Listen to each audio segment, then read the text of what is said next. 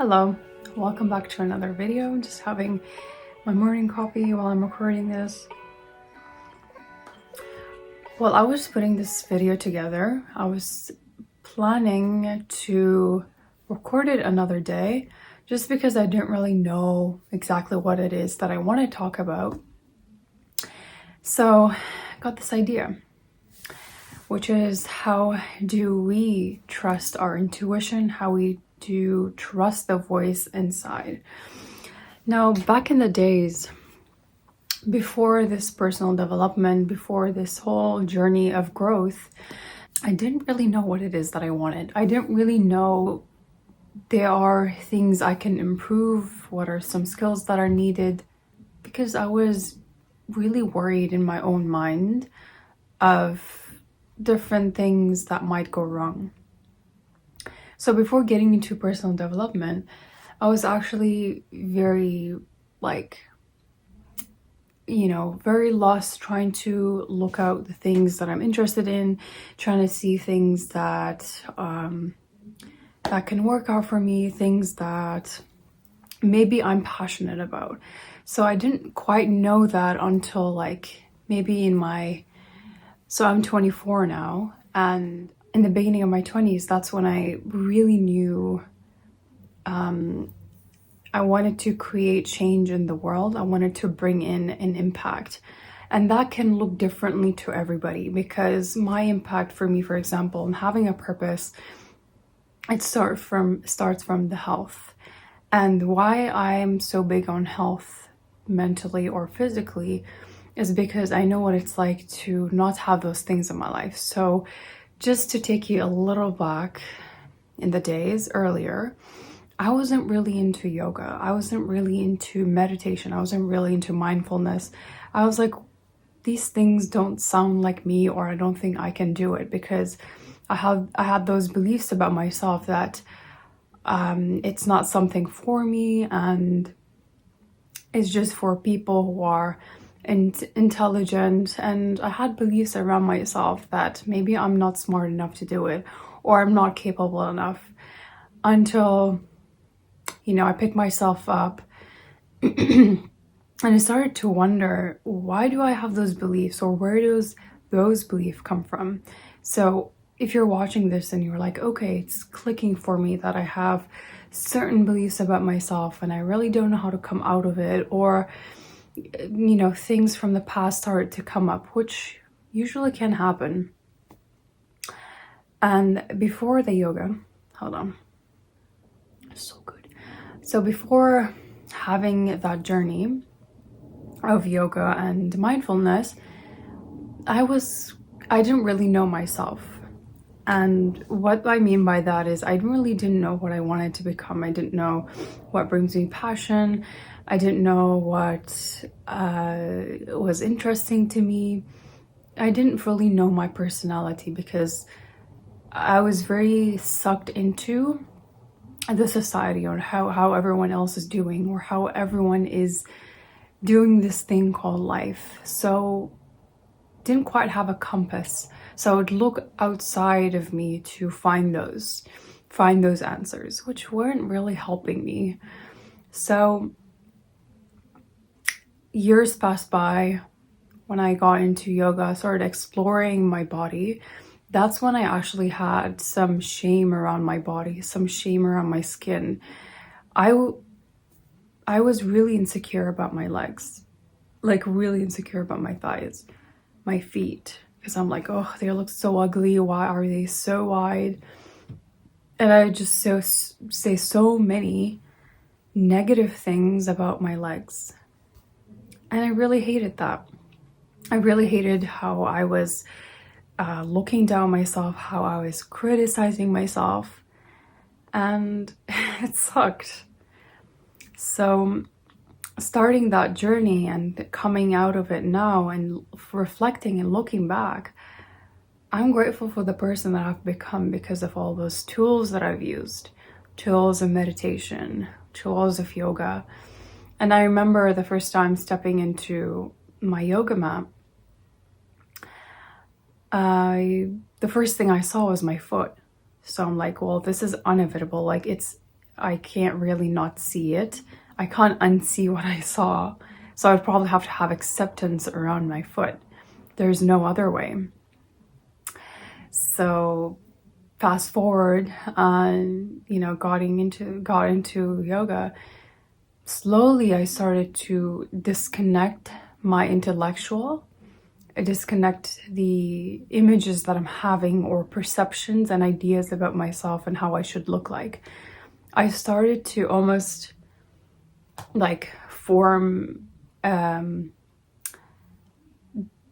before that, I think I'm trying to see how I can describe it really so that it makes sense to you. So before, it was like almost there's a separation between my body and my mind. So there's like a cut in here. So this is like separate all the way up until like here. And then all the way down from here, like my shoulders till the bottom, I was like separated. And I remember that separation was very, like, it affected me. Because I'm like, wait, hold on a second. Where was I living from? So then from that point, it became pivotal for me. I had to really shift my focus into like, what was happening there and where was I living from? There were some things that didn't align with myself. I was living from another state of self. I was living from a past self. I was living from the self that I was years ago. The beliefs I had, my self-image and the way that I view myself and the world. So it became, I would say, really negative.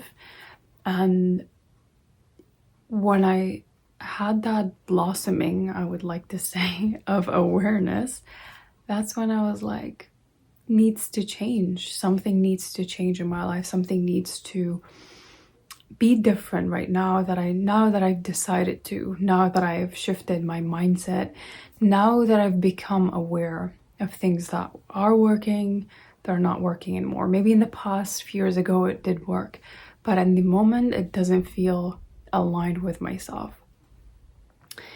So it did take a little bit of time to adjust to like a different way of living. But I know that it served me well. It served me good to have that amount of time to discover and explore what it is that I wanted.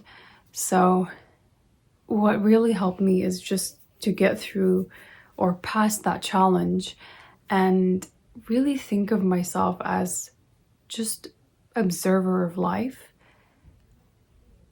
and like observer of my situation, my life circumstance,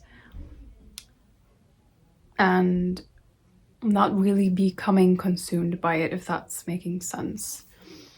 So one thing that can help you is to really recognize what's that voice saying inside of you.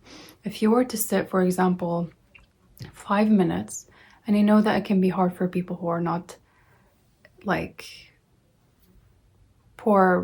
who find it very difficult to be by themselves and to be silent for a couple of minutes. It can be difficult. But try starting from 3 minutes to then go to 5 minutes, and then slowly it becomes 10, 20. And listen to what it's saying. Listen to that voice that's calling within.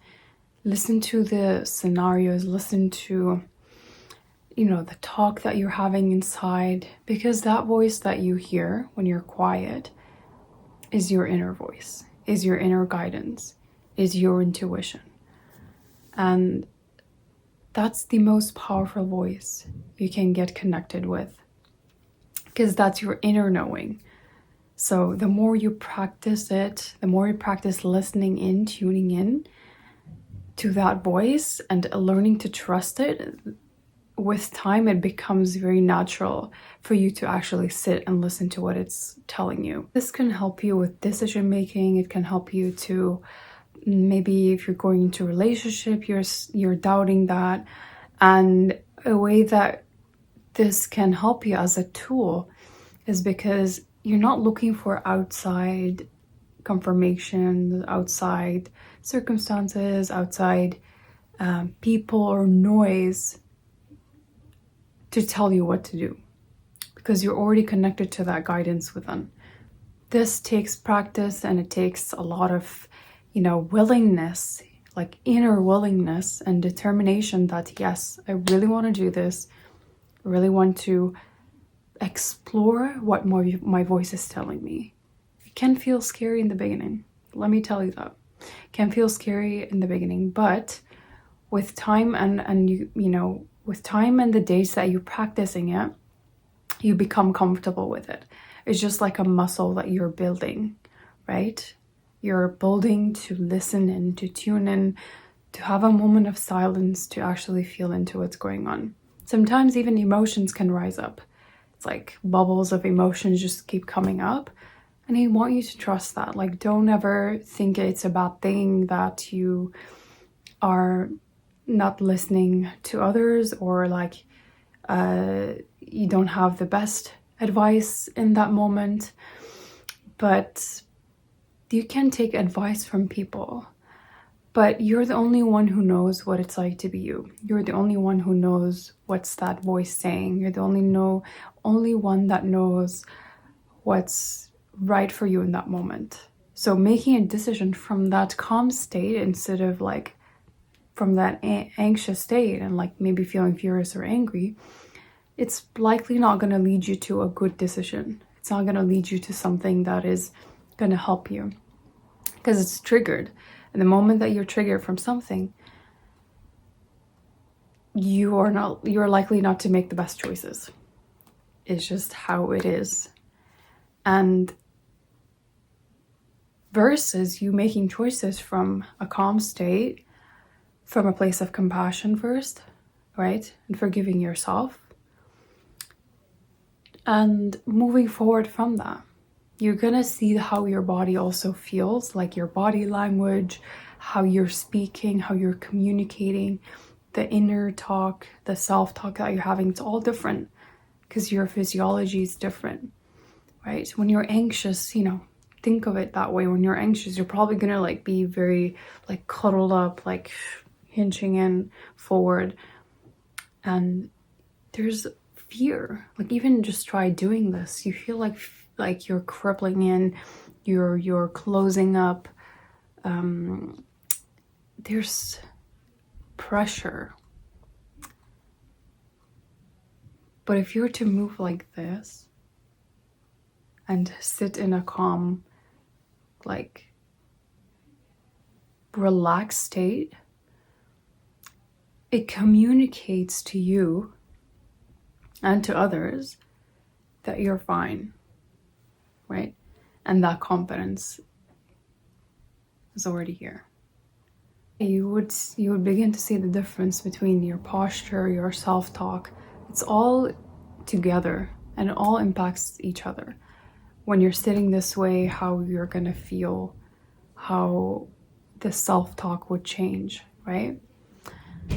So I hope that helps. I think I will make it short for this video, and I will expand more on that if you're interested on the next video. But I hope this helps. Thanks for listening, and I'll see you in another one. Ciao.